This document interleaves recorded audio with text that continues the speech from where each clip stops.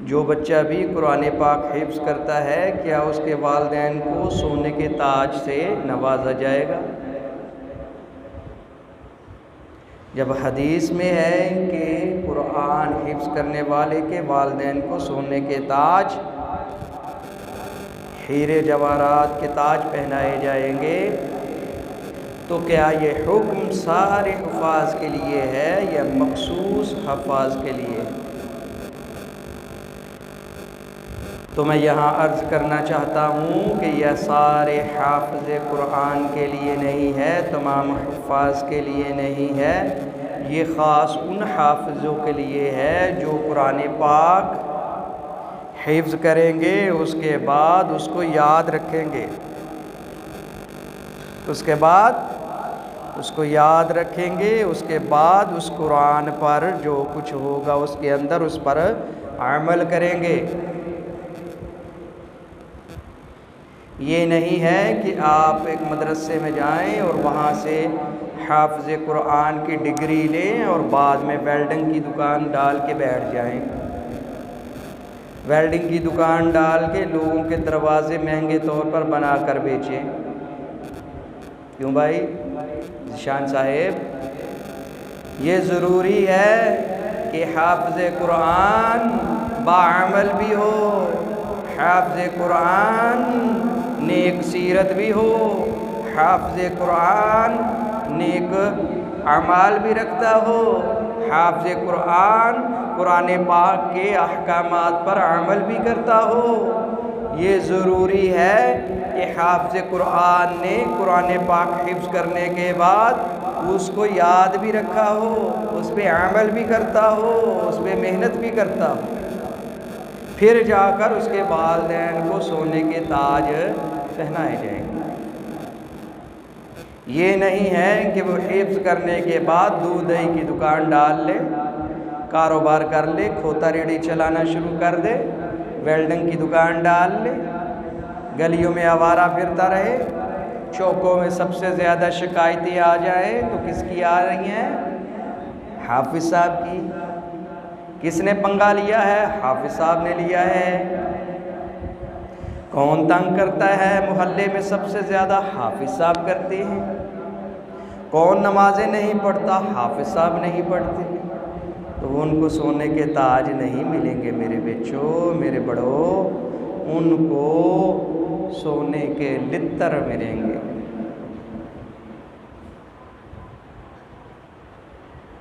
समझ आ गई?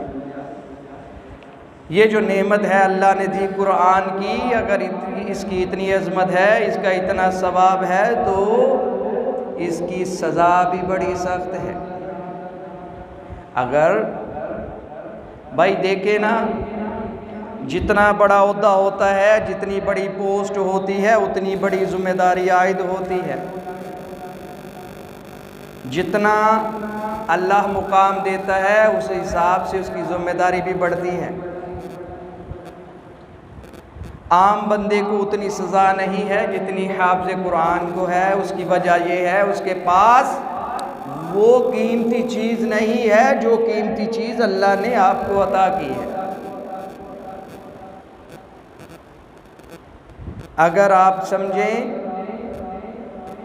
कि एक घर है, हम देखते हैं सड़कों के पास झोंपड़ियाँ बनी हुई हैं, झोंपड़ियों में लोग रहते हैं, कोई गेट नहीं लगा होता, कोई दरवाज़ा नहीं लगा होता, कोई रखवाली करने वाला आदमी उधर गार्ड नहीं होता। झोंपड़ी होती है, कुछ लोग बाहर सोए होते हैं, कुछ अंदर सोए होते हैं। वजह पता है क्या है? क्योंकि उनके पास कुछ है ही नहीं। उसने क्यों दरवाज़ा लगवाना है? उसके पास माल असबाब है ही नहीं, उसके पास दौलत है ही नहीं, पैसा है ही नहीं, तो वो क्यों गार्ड रखेगा? तो क्यों दरवाज़ा लगवाएगा? दरवाज़ा तो वो लगवाएगा, गेट वो लगवाएगा, गार्ड वो रखेगा जिसके पास मालो दौलत है, जिसके पास पैसा है, जिसके पास माल है, सोना है, चांदी है।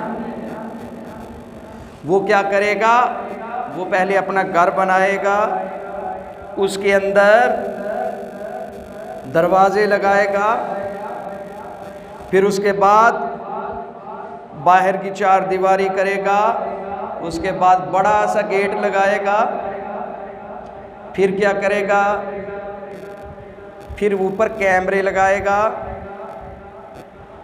फिर भी मुतमईन नहीं होगा, फिर क्या करेगा, फिर एक गार्ड लेगा जो 24 घंटे आपके दरवाजे पर बैठा रहेगा। क्यों ये सारे काम करने क्यों ज़रूरी हैं? ये दीवारें बनाना क्यों ज़रूरी हैं? दरवाजे लगाना क्यों ज़रूरी हैं? गेट लगाना क्यों ज़रूरी है? कैमरे क्यों लगाए? गार्ड क्यों रखा? उसकी वजह है उसके पास माल है।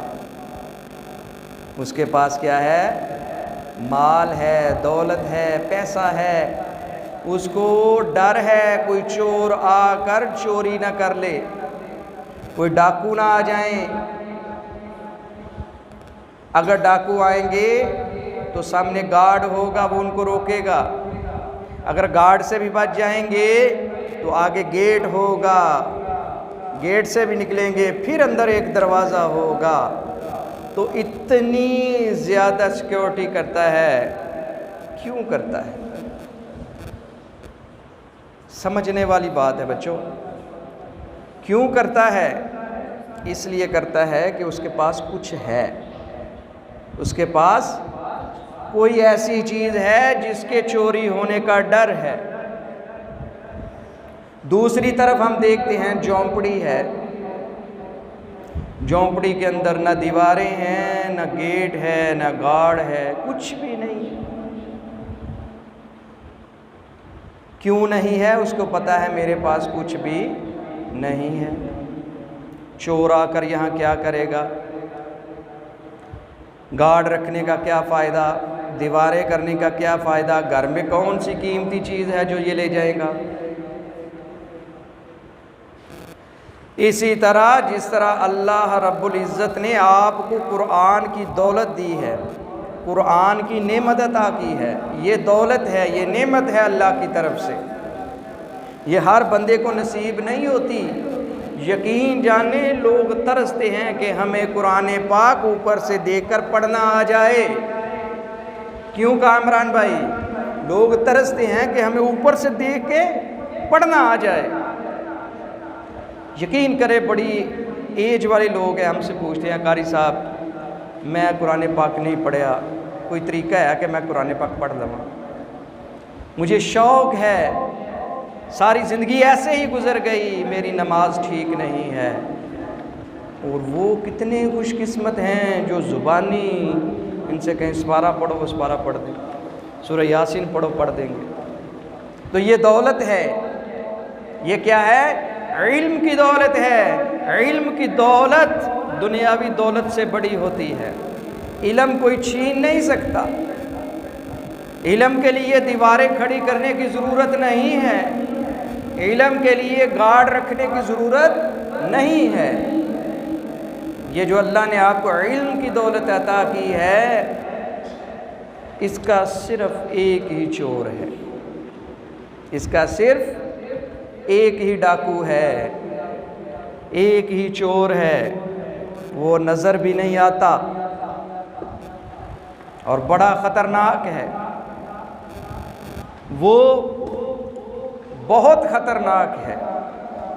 उसने बड़े बड़े वलियों को तबाह व बर्बाद कर दिया, बड़े बड़े नेक बंदों को राहे रास्त से भटका दिया।